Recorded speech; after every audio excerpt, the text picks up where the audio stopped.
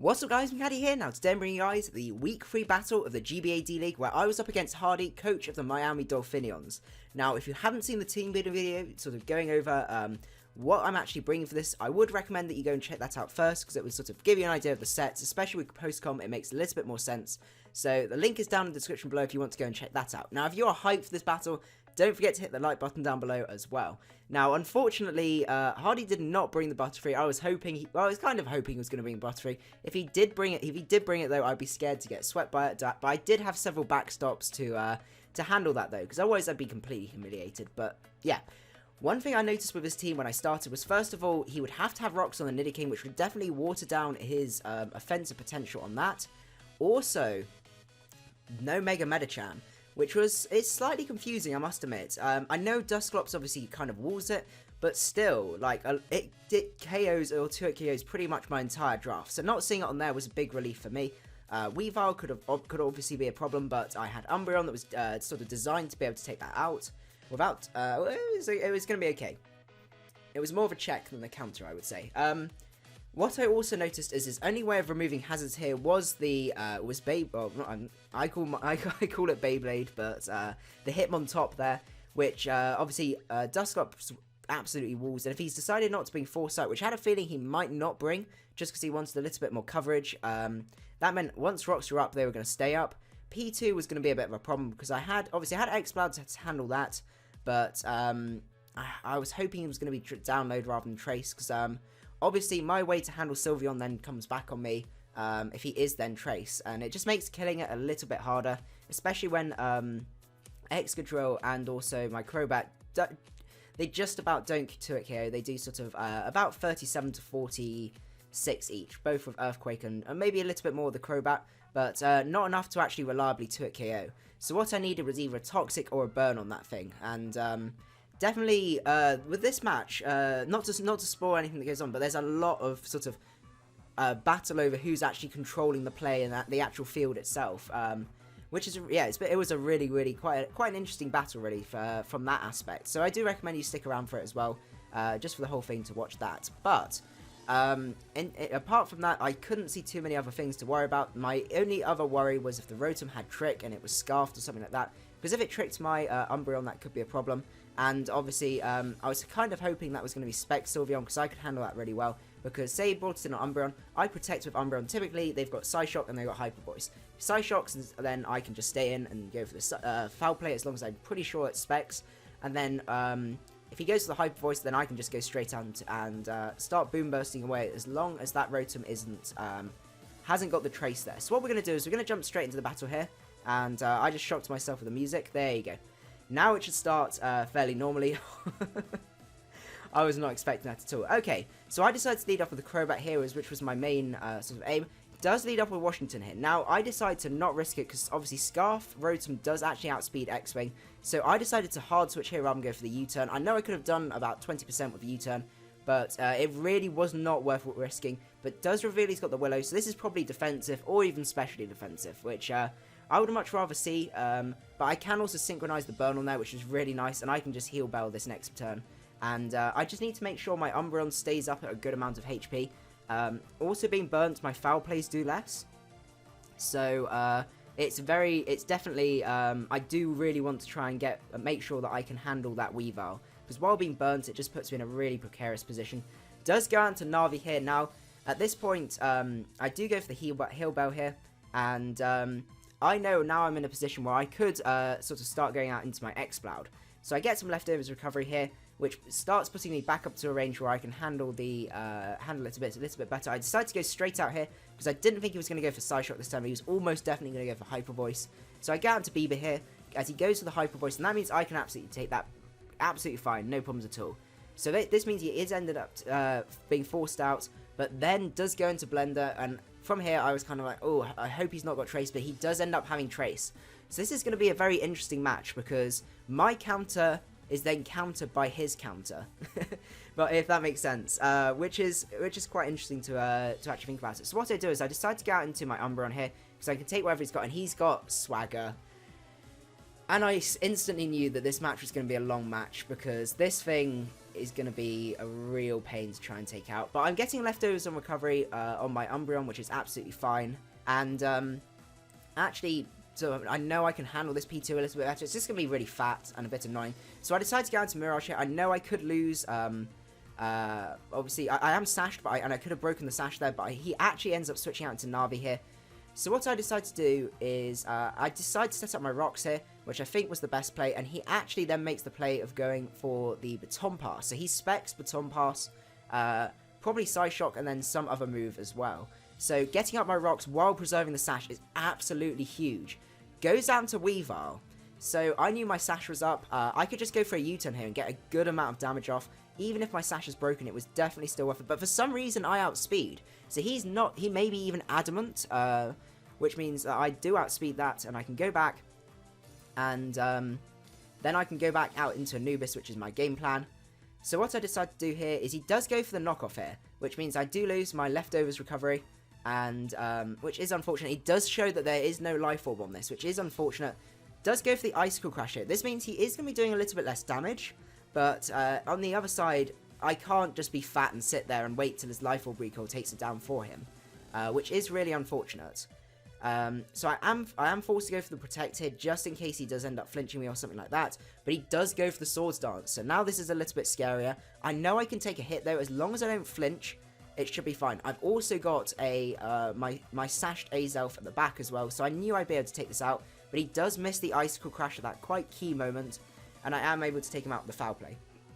A little bit of hacks on my side, but yeah, it does get a little bit balanced out later on. So he ends up going out into Navi here, and which obviously trying to force me out here, which is absolutely fine. I can just go for Protect, as I discussed here, and actually be able to just completely wall this guy. He does go for the Hyper Voice, which means I can just go straight up back out. Does switch out here, and goes out into Hitmontop. Now, this looked to be a defensive set because it does show the fact that it's got the Intimidate. So, I could have stayed in with, you'll see, I'll switch out into X-Cloud here. And I could have stayed in here, and I was considering it, but the problem was, this was my only real way to handle Sylveon. And if I wanted to play the long game, and I had a very safe switch in with Ollie here, so there was no harm in doing that, and I could stop him rapid spinning if something went wrong. Does go for Stone Edge here, and this does like 2 damage. Like, literally nothing. So I am able to force him out, and I can go for a free Will-O-Wisp here, which is really, really nice. Goes out into Moon here, which is his Nidoking, and I can just go for my Will-O-Wisp here, which is really nice. Really sort of limit this, especially if this packs the superpower. That means my Umbreon can now handle that really, really well. I'm just going to grab some water. So, he's now in a position where he's only really limited to his special moves, which is really nice. I'm assuming this was an offensive Nidoking. So I go out into Anubis here so I can sponge these hits really, really well. But he goes for Stealth Rock, which is fair enough. That, as we said, that was his only rocker. And rocks are up on our side, but we do have a way to rapid spin them later on if we do want to. We will lose a bit of momentum, but with our Wall Core, it shouldn't be too much of a problem. So he's still in with Moon here, and I decide to go for the Wish here. Now I want to try and just in case he does pack the Focus Blast or something like that. It's just a little bit of a scout, but he does go for the Roar. So this is a very interesting Nidoking set, I must admit. And that means I go out into Mirage, and rocks do break my sash here, but the Wish is then going to be able to bring me back up to full. So I know I can take a hit from this guy again, which is really, really good to see. And this burn is definitely whistling him down as well, which is really nice. Oh no, maybe the Wish doesn't go that. So I'm getting my turns mixed up. Yeah, so I do decide to stay in here. He does go into Blender here, as I decide to go... I'm getting ahead of myself now. As I do decide to go for the U-turn here. I probably should have gone for the knockoff, but I did want to try and preserve Navi here, and it also meant I could choose what I want to get what will get that Wish. So I decided to go into Bieber here, because now he's traced the wrong thing, so he does not have the soundproof, so something's gonna die now. So that was definitely my main reason. He does reveal he's got Protect as well, so he's Swagger, Protect, probably Recover, and then one other move. So I go for the Boom Burst here. I do decide to go for another Boom Burst, just to scout how much that's doing. And it does a little bit over half, and I'll probably say my mistake here was not to sort of keep going with this. My worry was he was going to PP stall, but he does actually end up switching out here and going out into Moon, and Moon is just going to die to a Boom Burst.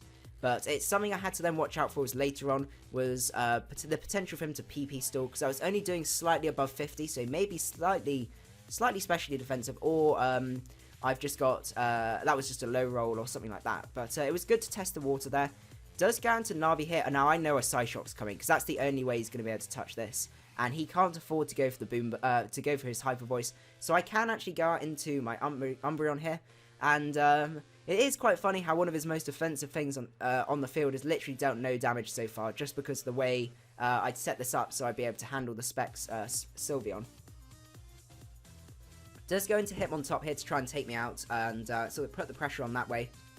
But I've got a completely safe switch in here with Dusclops, which is absolutely fine. So I do go for a Wish here. So I am playing a sort of a little bit stally, I must admit. But the main reasoning for this was I actually had ways to recover my Mons up. I had a really strong defensive wall, so wall core that I could really handle, and there was no real reason for me to be sort of too aggressive at this point. I might as well start whittling his team down with rocks and doing all those sorts of shenanigans. So I'm out with Ollie here, and which is really nice. And obviously this guy probably won't be able to touch me because it looks like he only has one attack, which could have been potentially the Tri attack. But I do end up switching out here, predicting a switch, and I do go out into Mirage because I want. And if he does decide to stay in, I could go for the knockoff. But he does go for the Swagger here.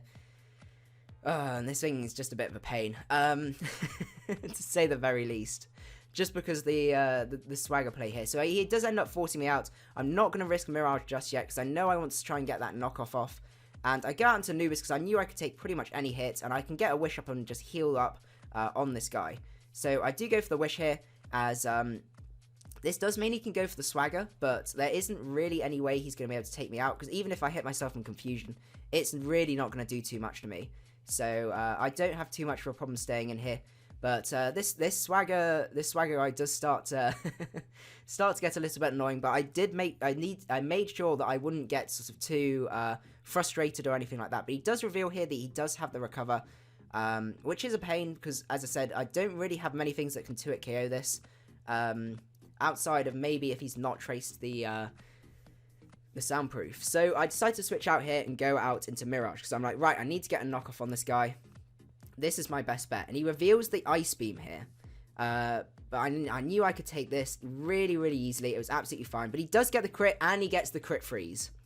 And the crit freeze here, which is unfortunate. I decided to save this because I knew. I was it's fine. I can go into Umbreon. I can heal Bell. And I think you guys can see what's going to happen. He does go for another Ice Beam. And another freeze.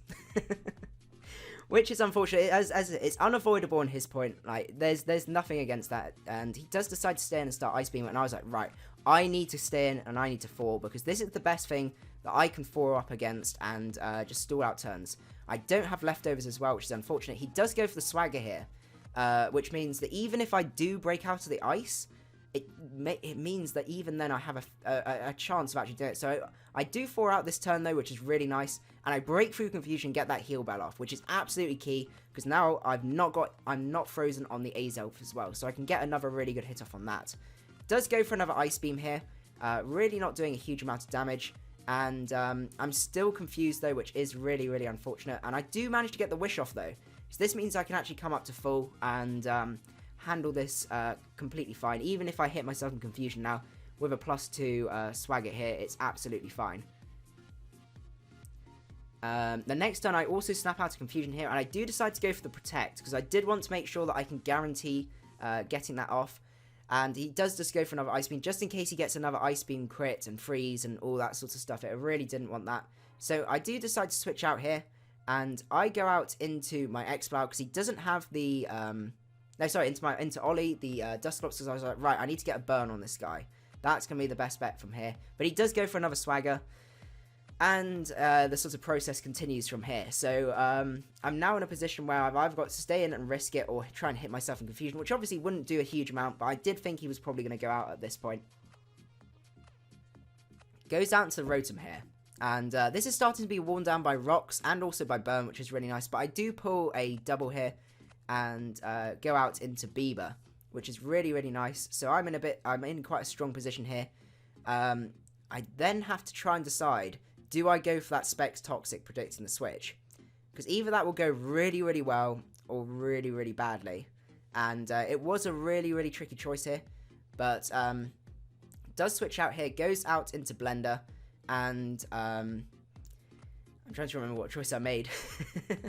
Traces the soundproof here, and I do end up actually switching out because I do decide to pull a bit of a cheeky double here, and I do just go out into Anubis. I know it was just very much a safe switch, just in case he does decide to stay in with that Rotom. As I said, I'm playing the long game. I can wear his mons down. He really struggles to wear mine down. So I'm absolutely fine with that. But does go for the Swagger here. Really sort of starting to wind my mons up and just, yeah. But, yeah, generally it's okay because he's lost his Wall Breakers. He's also, including the Weavile and also the Nidoking. So I'm absolutely fine on that front. He also doesn't have the right thing, but he does go for the Swagger and he misses. That's a huge turn, because that means I can now fire off another Boom Burst. He does go for the Protect here. I decide to go for that Toxic, just in case he decides to stay in, but he does go for the Protect there, sees the Toxic, and he can actually then switch out. But I was desperate to try and get a Toxic off on this guy.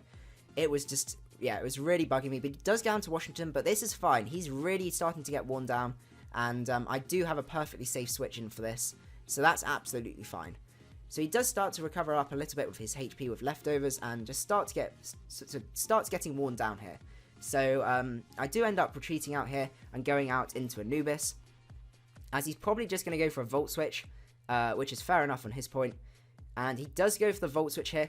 I couldn't really afford it to stay in and take a Hydro Pump or anything like that, but that's starting to take quite a bit of damage there, and I knew he was going to go out into his Sylveon here.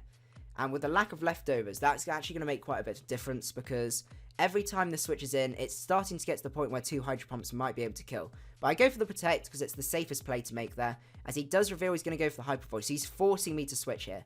So I am forced out into my Exploud here. So I do go out into Exploud, as he does decide to go for another Hyper Voice here, which is absolutely fine. As I said, I can take them. Now it comes down to some 50-50s. Do I go for the Toxics or do I go for the Hyper Voice for that? He does end up going out into Washington here, as which is an excellent play on his part, predicting the Toxic switch, which means I've now got to go back out into Umbreon. I mean, Bieber can, Ollie can kind of take these, but I'd still rather not. So I do end up switching out here, and I have to go back out into my Umbreon. But I'm aware this is actually putting a lot of strain on my Umbreon, and it's far from ideal. Does go for the Hydro Pump this time, which is an excellent play on his part, I must admit. And does actually get the crit here, which, to be honest, I don't think it makes too much difference. It 2-hit KOs anyway. I was just hoping for another Volt Switch there.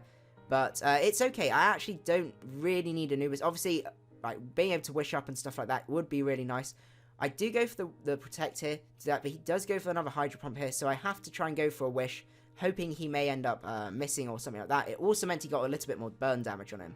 This is the thing. This is my premier switch into the Rotom Wash, which is absolutely fine. I've still got Dusclops that can switch into Psyshocks, but he does make the right play of going for the Volt Switch here rather than risking the Hydro Pump, which is props to him.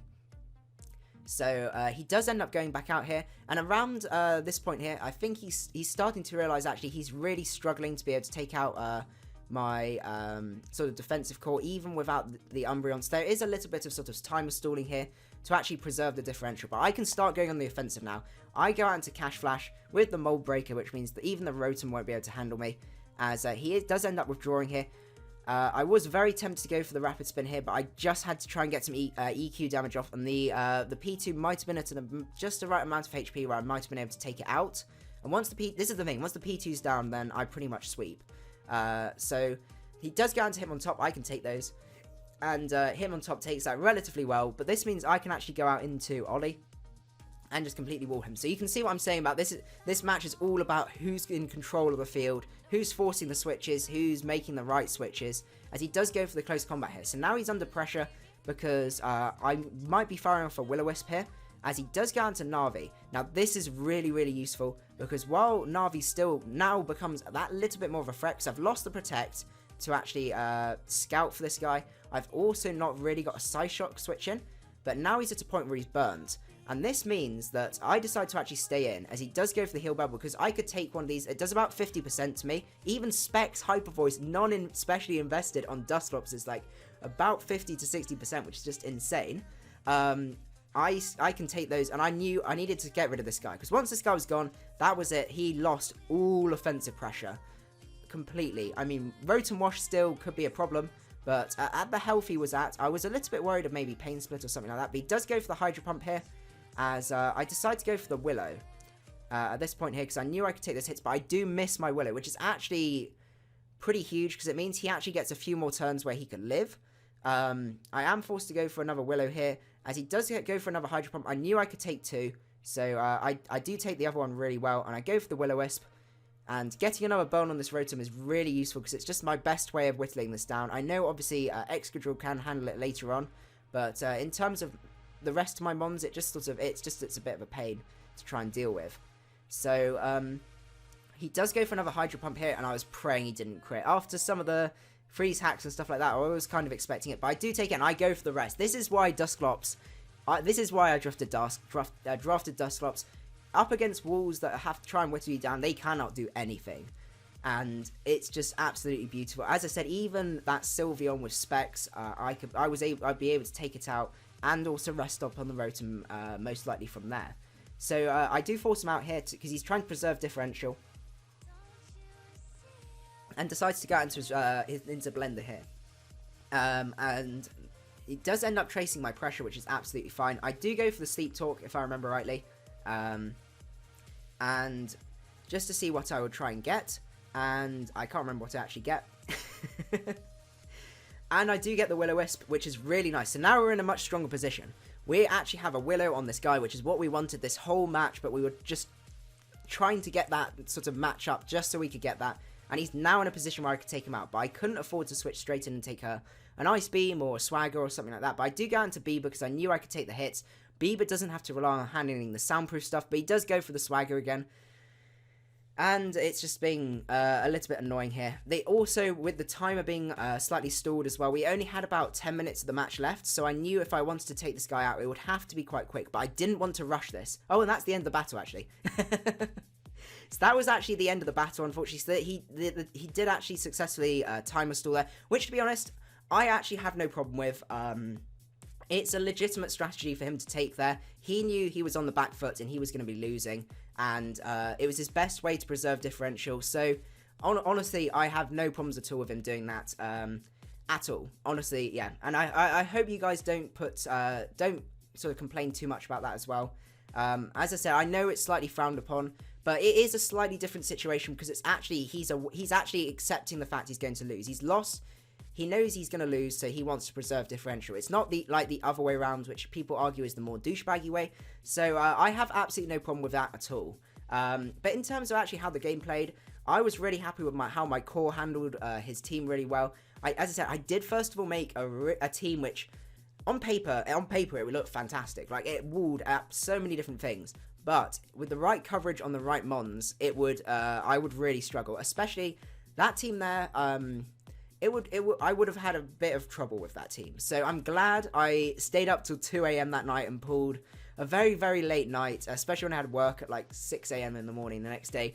But it was worth it to be able to make a brand new team to actually then, which actually handled it really, really well. The P2 was a bit of a problem, but a few more turns and stuff like that, I think we'd have been able to finish with a 5-0. It would just have to be playing around that P2 and just making sure, if once we got either our Cash Flash in or our Crobat in without being swaggered, then we could just literally run through the team. So we were nearly there. There was sort of the planets were starting to align. So I hope you guys enjoyed the battle. I do apologise that it was a slightly longer battle than most of them, but I hope you enjoyed it anyway. It's also, as I said, a very slightly different battle where it was all about shifting positions, shifting momentum, making sure you kept the momentum on your side and you didn't lose your counters to the other opponent as well. But yeah, it was actually a really fantastic battle. A lot of little mind games and stuff like that. So I hope you enjoyed it, and I will see you guys at the next video. Macadii out.